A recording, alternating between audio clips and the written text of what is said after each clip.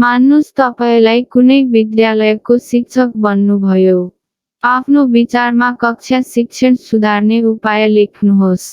म कुनै विद्यालयको शिक्षक या प्रधानाध्यापक भए शिक्षण सुधार गर्ने निम्न उपाय अपनाउँथे।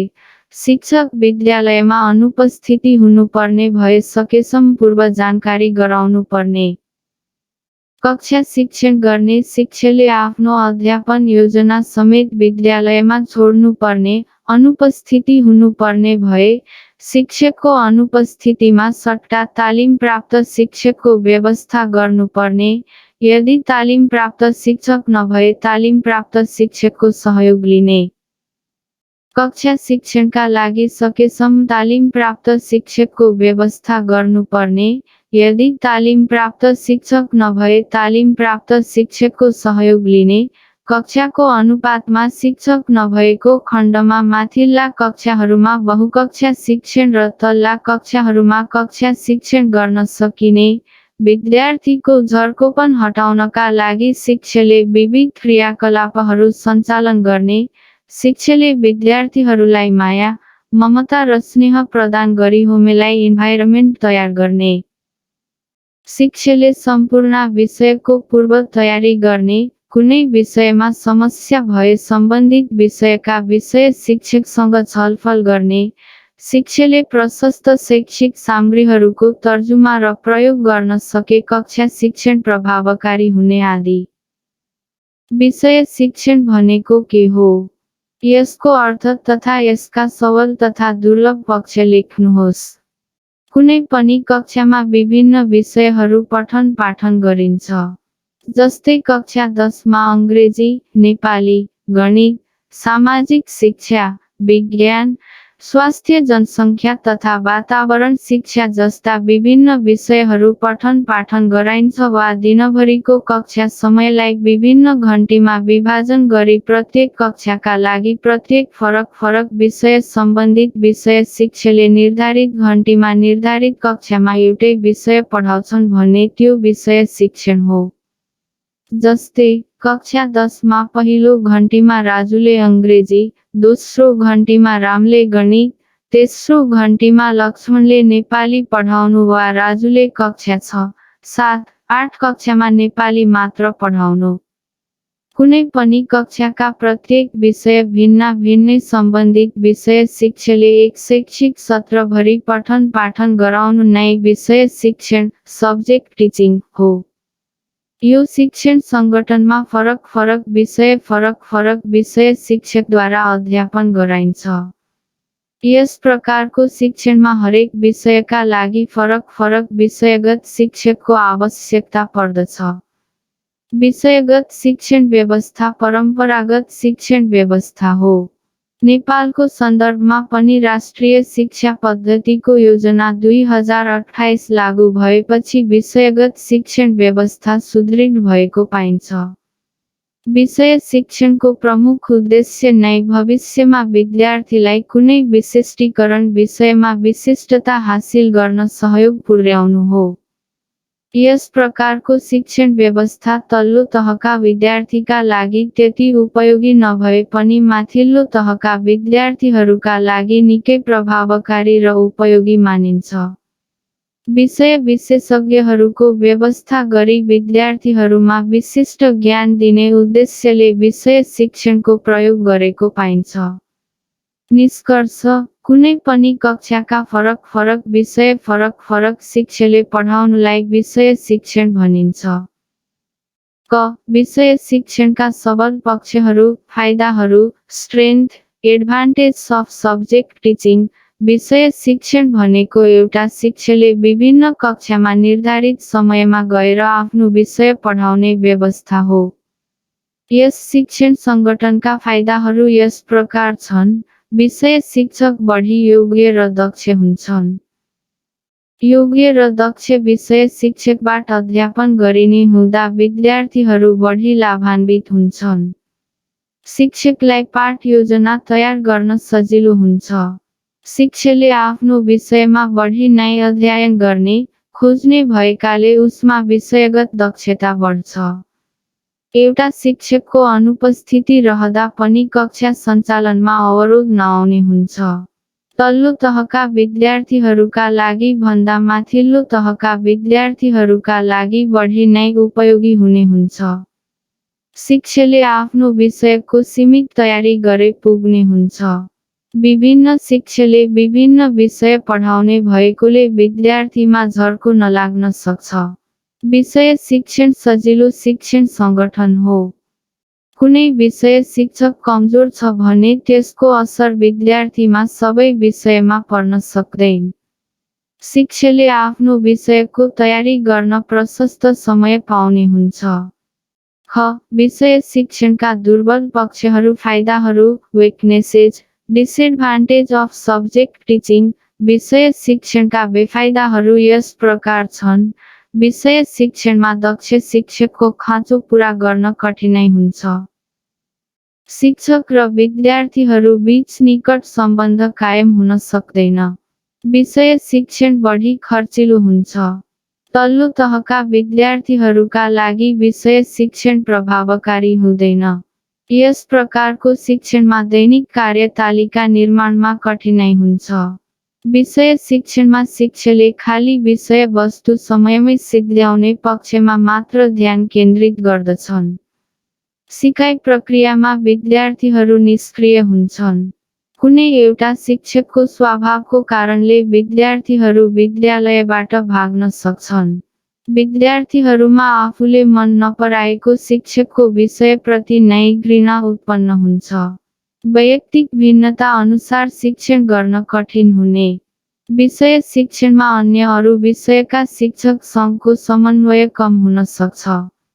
शैक्षिक सामग्री भनेको के हो? छोटकरीमा परिचय दिई शैक्षिक सामग्री छनौट गर्दा ध्यान दिनुपर्ने कुरा के हुन् लेख्नुहोस्। कुनै पनि विषयवस्तुको शिक्षण गर्ने क्रममा कुनै पनि समय प्रयोग आउन सक्ने समग्र सामग्रीहरू शैक्षिक सामग्री हुन भने शिक्षकद्वारा कक्षा कोठामा कुनै पनि विषयवस्तु शिक्षण गर्ने क्रममा प्रयोगमा ल्याएका वा प्रयोग गरेका सम्पूर्ण सामग्रीहरू नै शैक्षणिक सामग्रीहरू हुन्। नयाँ तरिकाबाट सिकाउन र प्रभावकारी शिक्षण गर्नका लागि शिक्षण सामग्रीहरूको प्रयोग गर्नुपर्छ। अर्थपूर्ण शिक्षणका लागि शिक्षण सामग्रीहरूको प्रयोग गर्नुपर्छ। शिक्षणका क्रममा शिक्षक पछिको ज्यादै महत्त्वपूर्ण पक्ष शैक्षिक सामग्री हो। पाठ्यक्रमले निर्धारण गरेका शैक्षिक उद्देश्यहरू हासिल गर्नका निम्ति कक्षा कोठामा शिक्षक र विद्यार्थीबीच निर्धारित विषयवस्तुमा दोहोरो अन्तर्क्रिया हुँदा प्रयोगमा आएका वा आउन सक्ने विविध प्रकारका सामग्रीहरू वस्तुहरू उपकरणहरू नै शैक्षिक सामग्रीहरू हुन्।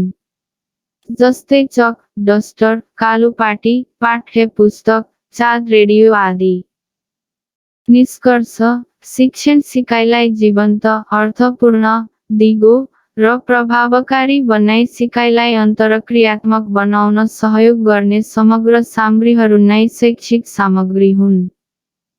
शैक्षणिक सामग्री छनौटमा ध्यान दिनुपर्ने कुराहरू अ.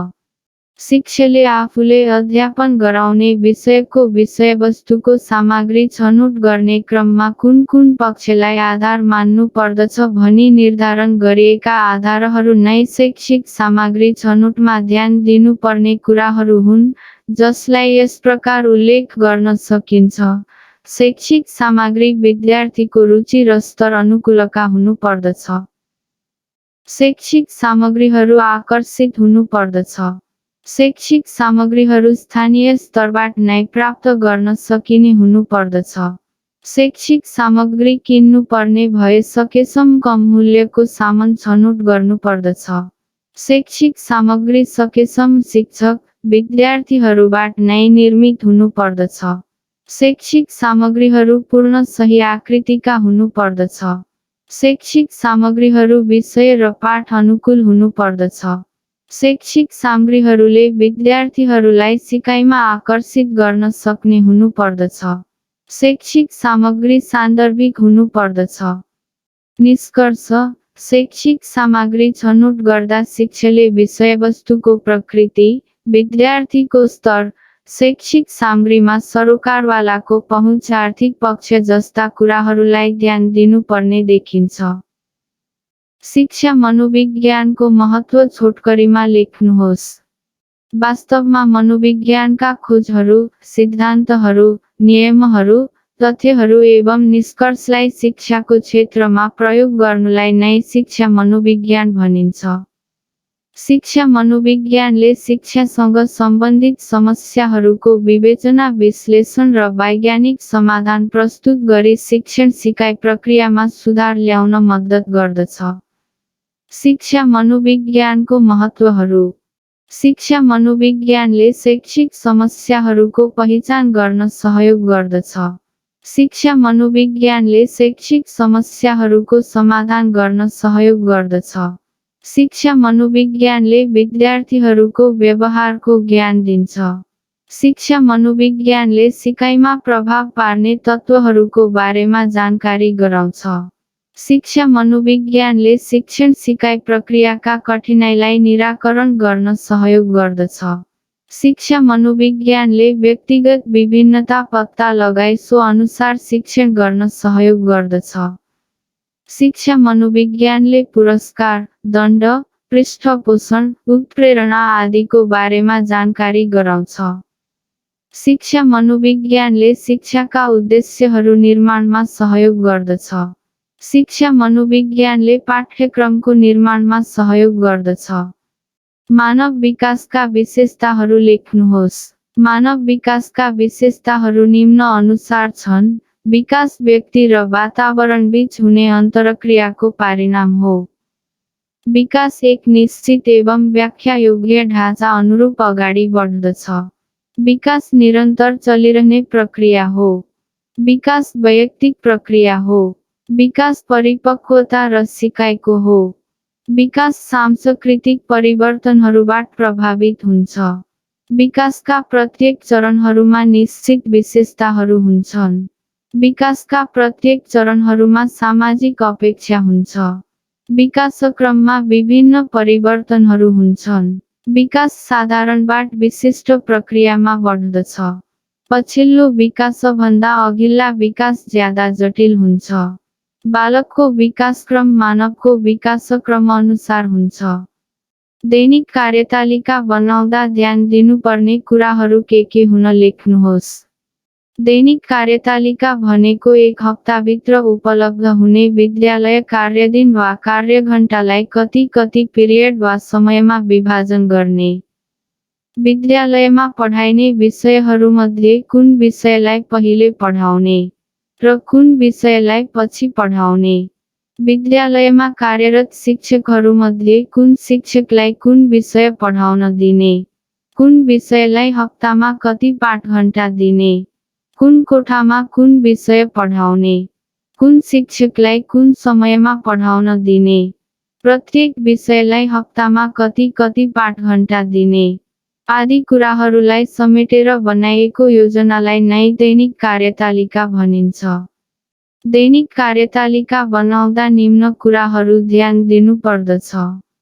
विद्यालयमा प्रत्येक दिन कति घण्टा अध्ययन अध्यापन गरिन्छ र हप्ताभरमा जम्मा कति घण्टा अध्ययन अध्यापन हुन्छ भन्ने कुरा यकिन गर्नुपर्दछ। विद्यालयमा कति कक्षासम्म पढाइ हुन्छ र जम्मा कति सेक्सनहरू छन् तथा हरेक कक्षामा कति विद्यार्थी सङ्ख्या राख्ने गरिन्छ। विद्यालयमा कार्यरत शिक्षक सङ्ख्या र तिनीहरूको विषयगत योग्यता, तालिम तथा अनुभवका साथै विषयगत दक्षता र शिक्षणमा अभिरुचि जस्ता कुराहरूलाई ख्याल गरी सबै शिक्षकहरूलाई सकभर समान कार्यबोध पर्ने गरी समयतालिका निर्माण गर्नुपर्दछ। विद्यार्थीहरूको उमेर, रुचि, योग्यता तथा आवश्यकताहरूलाई पनि कार्यतालिका निर्माणमा ध्यान दिनुपर्दछ। विभिन्न कक्षामा पढाइ हुने विषयहरू र ती पाठ्यक्रममा निर्दिष्ट गरिए अनुसारको पाठ्यभार वा समयभारलाई अनिवार्य रूपमा ख्याल गर्नुपर्दछ। विद्यालयमा पढाइ हुने प्रत्येक पिरियड कति मिनेटको हुने भन्ने कुरा पनि महत्त्वपूर्ण हुन्छ। कुन विषय, कुन समयमा पढाउने भन्ने कुराको निर्णय गर्न पनि एकदमै आवश्यक हुन्छ। खास गरी विषयको कठिनता के कति छ, सो कुराले कुन बेला कुन विषय पढाउने वा के क्रियाकलाप गराउने भन्ने कुरा निश्चित गर्दछ। कार्यतालिका निर्माण गर्दा कक्षा कोठा, फर्निचर, पुस्तकालय, खेल मैदान, प्रयोगशाला आदि विद्यालयमा उपलब्ध साधनको क्षमता वा पर्याप्तताले पनि कार्यतालिका निर्माणमा प्रभाव पार्दछ। कार्यतालिका प्रधानाध्यापकले निर्माण गरी प्रमाणित समेत गर्नुपर्दछ। विद्यार्थीलाई कक्षामा प्रश्न सोध्ने उपयुक्त 2 तरिका लेख्नुहोस्। श्रोता र वक्ताको सक्रिय सहभागितामा प्रश्नोत्तर क्रियाकलाप गराउन सकिन्छ। यसका लागि पठित पाठहरूका आधारमा छोटा छोटा प्रश्नहरू सोधी मौखिक रूपमै उत्तर दिन लगाइन्छ। पाठलेखी बाहेक ससाना बालबालिकाहरूको बोलाइ सिप विकास गराउन उनीहरूसँग सम्बन्धित प्रश्नहरू सोधेर उत्तर भन्न प्रेरित गराउन सकिन्छ। कक्षामा प्रश्न सोध्ने तरिका निम्न अनुसार छन्। शिक्षकले आफूले पढाएको विषयवस्तुको बारेमा विद्यार्थीलाई विभिन्न प्रश्नहरू सोध्ने र विद्यार्थीलाई तोकेरै प्रश्नको उत्तर लिने।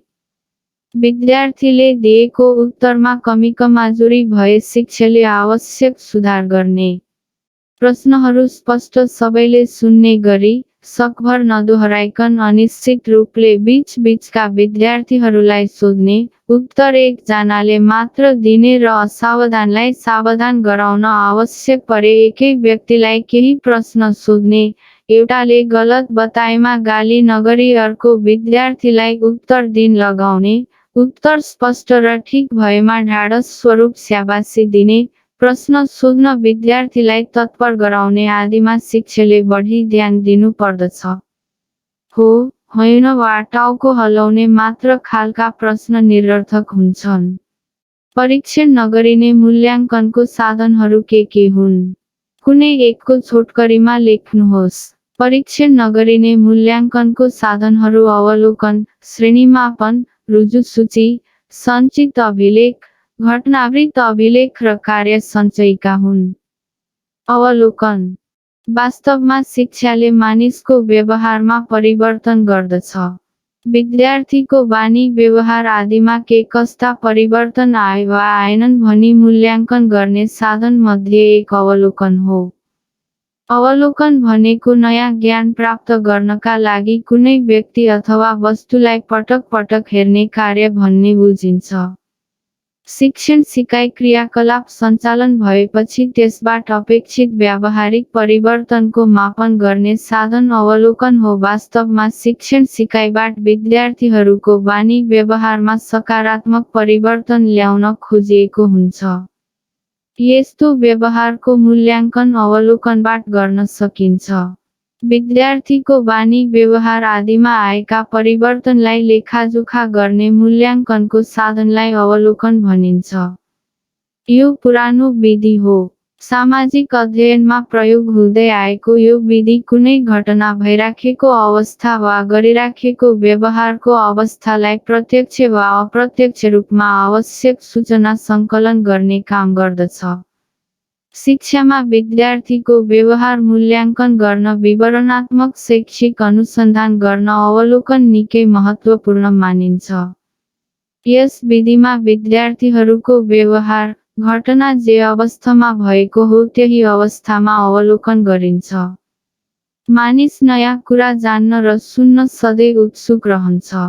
तसर्थ अवलोकन भनेको उद्देश्य र उत्सुकतापूर्ण हेराइ हो। असल पाठ्य पुस्तकको विशेषताहरू लेख्नुहोस्। असल पाठ्य पुस्तकका विशेषताहरू। पाठ्य पुस्तकको भाषा शैली सरल, स्पष्ट र विद्यार्थीहरूको स्तर अनुरूप हुनुपर्दछ। पाठ्य पुस्तक पाठ्यक्रममा आधारित हुनुपर्दछ। पाठ्य पुस्तक छपाई लगायत अन्य त्रुटिबाट मुक्त हुनुपर्दछ। पाठ्य पुस्तकमा स्तर अनुसार अक्षर र आकारहरू मिल्दो हुनुपर्दछ। पाठ्य पुस्तकमा उदाहरणहरू, अभ्यासहरू, चित्र र प्रश्न उपयुक्त हुनुपर्दछ। बालबालिकाको रुचि र उमेर अनुसारको रङ प्रयोग गर्नुपर्दछ।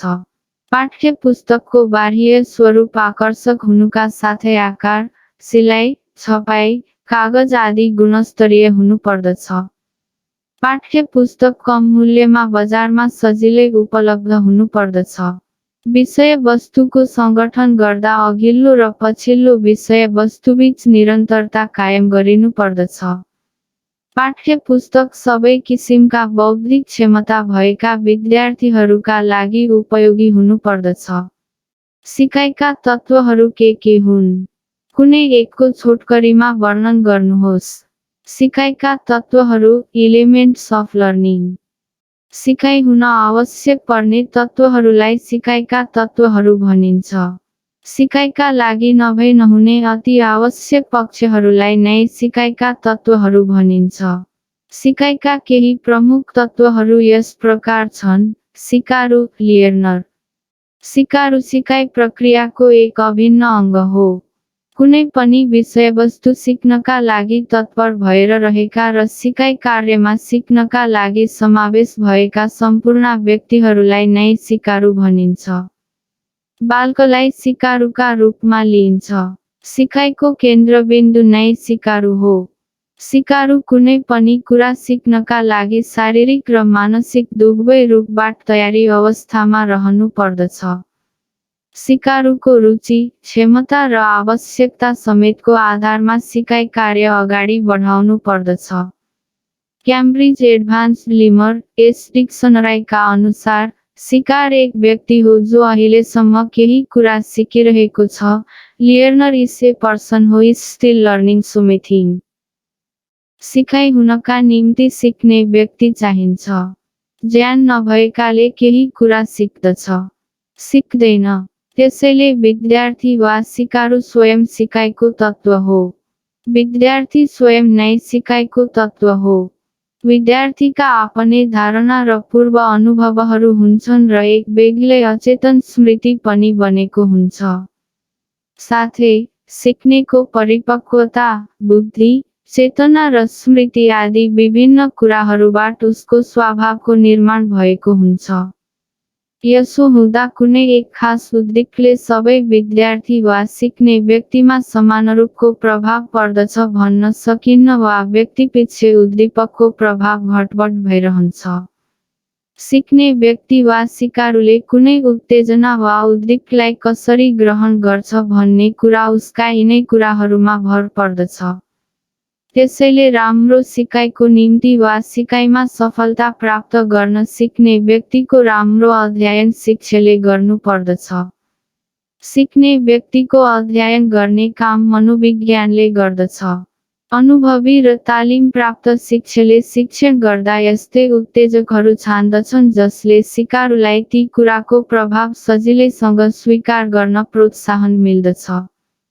तर, यसको विपरीत शिक्षकले यदि यस्ता कुराहरू गर्न सकेन भने उसको शिक्षण फलदायी हुँदैन।